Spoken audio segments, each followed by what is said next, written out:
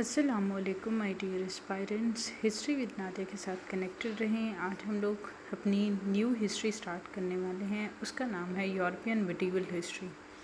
इसमें हम लोग फर्स्ट ऑफ ऑल तो यूरोपियन हिस्ट्री की जो है ना मिडिल एजेस को डिस्कस करेंगे, जिसमें हम लोग देखेंगे कि मिडिल एजेस जो है ना कब तक जारी रहती हैं। 5th से 10th सेंचुरी तक जो है ना वो अर्ली मिडिल एजेस रहती हैं। उसके बाद हम लोग देखते हैं कि किस तरह से उसकी अर्ली मिडिल एजेस आती हैं। उसमें हम लोग फ़र्स्ट ऑफ ऑल तो उसका थीम देखेंगे कि इसमें ट्रांजिशन कैसे हुई है, इनोवेशन कैसे हुई है, राइज़ इसका कैसे हुआ है, और उसमें जो रिलीजन था ना, क्रिश्चियनिटी जो है ना वो सबसे ज़्यादा प्रिवेल हुआ। इसमें हम लोग देखते हैं कि वेस्टर्न जो एम्पायर थी ना वो 476 से मतलब जो है ना फॉल का शिकार हो गई, ज़वाल पजीर हो गई। यूरोप जो है ना वो स्मॉल किंगडम्स में डिवाइड हो गया, जिसमें जर्मैनिक ट्राइब्स आते हैं। बजंतीन एम्पायर जो है ना वो रोमन ट्रेडिशनल और क्रिश्चियनिटी को जो है ना वो प्रिजर्व करती रही। चार्ली मैकने यूनाइटेड वेस्टर्न यूरोप के अंदर जो है ना वो भी प्रिवेल करता रहा। अब हमारे पास आती हैं यूरोपियन हिस्ट्री की सोसाइटीज़ और इकोनॉमीज़। इसमें याद रखिएगा फ्यूडलिज़म आता है, जो कि फ़र्स्ट ऑफ ऑल एमर्ज हुआ। उसी की प्रोटेक्शन और स्टेबिलिटी के लिए फिर टाइम बाय टाइम काम होता रहा। लॉर्ड्स जो है ना वो ग्रांट करते थे डिफरेंट वेसल्स, और इसके बदले में फिर मिलिट्री सर्विसेज प्रोवाइड की जाती थी लोगों को। अच्छा, याद रखिएगा कि ये वो टाइम पीरियड है जिसमें हम लोग देखते हैं कि किस तरीके से जो है ना लॉर्ड जो लैंड ग्रांट करते थे। लैंड ग्रांट करने का ये मकसद है कि देखें, अब जो है ना कुछ लैंड ओनर्स हैं, ये उनके घर हैं बहुत सारे, ठीक है। उस वक्त एग्रीकल्चरल सोसाइटीज़ थी।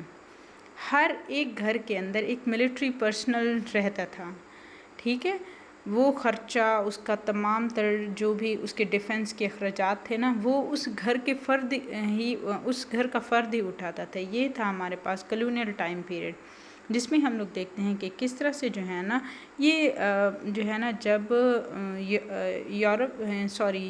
यूके ने जो है ना सबसे बड़ी एम्पायर थी, उसने जो है ना जब अमेरिका को कॉलोनाइज़ किया, तो उस टाइम पीरियड में हम लोग देखते हैं कि किस तरीके से जो है ना फिर लोगों की जो है ना डिग्रेडेशन की गई, उनको उनके हक से महरूम किया गया। फिर हम लोग देखते हैं कि फिर जो है ना लॉर्ड के जो वेसल्स थे ना वो मिलिट्री सर्विसेज परफॉर्म करते थे। इसमें हम लोग देखते हैं रूरल और एग्रीकल्चरल बेस्ड वो सोसाइटीज़ थी और मोनार्कियल सिस्टम था। इसमें ट्रेड जो थी ना वो डिक्लाइन का शिकार थी, क्योंकि लोकल इकोनॉमीज़ जो है ना वो बहुत ज़्यादा डेवलप थी। अब हमारे पास यूरोपियन हिस्ट्री में रिलीजन जो था ना वो क्रिश्चियनिटी था। चर्चेस बनाए जा रहे थे। कैथोलिक चर्च जो है ना मोस्ट पावरफुल इंस्टीट्यूशन समझा जाता था। मोनास्ट्रीज जो है ना वो लर्निंग के जो है ना सबसे बड़े ऐसे समझे कि एजुकेशनल पर्सपेक्टिव में और इंस्टीट्यूशन सबसे बड़ा किसको समझा जाता, मोनास्ट्रीज़ को समझा जाता था। और क्रिश्चियनिटी हर तरफ बहुत ज़्यादा फैल रही थी।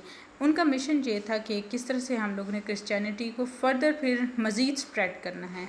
इसमें सबसे बड़े मिशनरीज़ कौन थे? एस.टी. पैथिक और एस.टी. ऑगस्टाइन थे, जो यूरोप को कन्वर्ट करना चाह रहे थे क्रिश्चियनिटी में। अब आते हैं इन्वेजन्स और disorder. Viking raided northern Europe. Vikings ने अपने रेड स्टार्ट कर दिए। मैगियार्स ने सेंट्रल एशिया के ऊपर अटैक कर दिए। मुस्लिम नॉर्थ अफ्रीका और आइबेरिया के अंदर अटैक कर रहे थे। इसमें हम लोग देखते हैं कि फ्यूडल डिफेंस सिस्टम जो था ना वो फिर डेवलप होना शुरू हुआ। हाई मिडिल एजेस में हम लोग देखते हैं कि किस तरह से 11th से 13th सेंचुरी में जो है ना ये टाइम पीरियड किस तरीके से गुजरा यूरोपियन हिस्ट्री के अंदर। इसका अगर मैं थीम देखूं तो इसमें स्टेबिलिटी, ग्रोथ और फेथ आती है। फ्यूडल सिस्टम जो है ना वो अपने पीक के ऊपर था। किंग्स, नोबल्स और नाइट्स और पीजेंट्स जो थे ना वो अपना डिफाइंड रोल प्ले कर रहे थे। स्ट्रॉन्ग मोनेस्ट्रीज़ बनाई जा रही थी, और इंग्लैंड, फ्रांस और स्पेन के अंदर जो है ना यही मोनार्कियल सिस्टम और डिफरेंट जो क्रिश्चियनिटी का दौर चल रहा था ना मोनेस्ट्रीज़ बनाने का, वो इन इलाकों में बहुत ज़्यादा इमर्ज हुआ। विलियम जो है ना उन्होंने नॉर्मैन और इंग्लैंड को जो है ना वो फतह किया। कब? 1066 में। अब आता है चर्च का रोल। इसमें कैथोलिक चर्च जो है ना वो डोमिनेट था बहुत ज़्यादा एज अ रिलीजन भी, और पॉलिटिक्स में भी उनका रोल था, एजुकेशन में भी था और आर्ट में भी था। पापल अथॉरिटी जो थी ना वो पोप इनोसेंट 3 के पास थी। सबसे ज़्यादा यानी जो अथॉरिटी थी ना वो पोप इनोसेंट 3 के पास थी। अब क्रूसेड्स आते हैं 1095 से 1291 तक। इसमें जो है ना वो कल्चर और ट्रेड के एक्सचेंज को बढ़ाते हैं। अब हमारे पास आते हैं यूरोपियन हिस्ट्री की इकोनॉमिक और social growth. Agricultural innovations all दो होती रही हैं, ठीक है, फूड की प्रोडक्शन भी बहुत ज़्यादा हुई है, पॉपुलेशन ग्रोथ हुई है, अर्बनाइजेशन हुई है, मर्चेंट क्लास राइज हुई है, ट्रेड बहुत ज़्यादा एक्सपेंड हुई है। इसमें हम लोग देखते हैं कि ट्रेड हैंसीटिक लीग से मेडिटरेनियन रूट्स तक फैल गई। इसमें हम लोग देखते हैं कि guild organise craft and maintain quality. ऐसा समझे गिल्डेड एज भी इसी दौर में आई, यानी वो दौर जो ऐसे समझें कि दिखने में तो चमकदार लगता था लेकिन अंदर से खोखला था।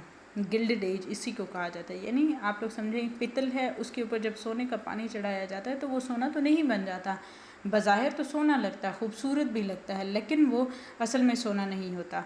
कल्चरल और इंटेलेक्चुअल लाइफ की अगर मैं बात करूँ तो उसमें यूनिवर्सिटीज़ जो है ना पेरिस, बोलोग्ना और ऑक्सफोर्ड की सबसे बड़ी यूनिवर्सिटीज़ बनाई गई। इसमें हम लोग देखते हैं कि किस तरह से फेथ और रीज़न को ब्लेंड किया गया। थॉमस एक्विनस ने ये सारा काम किया।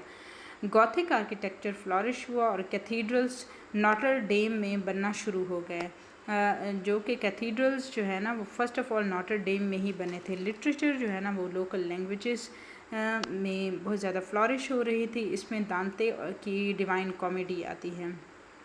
समरी टेबल अगर हम लोग देखें तो इसमें हम लोग अर्ली और हाई मिडिल एजेस का जिक्र कर चुके हैं यूरोपियन हिस्ट्री की। ये हमारा यूरोपियन हिस्ट्री का फर्स्ट लेक्चर था।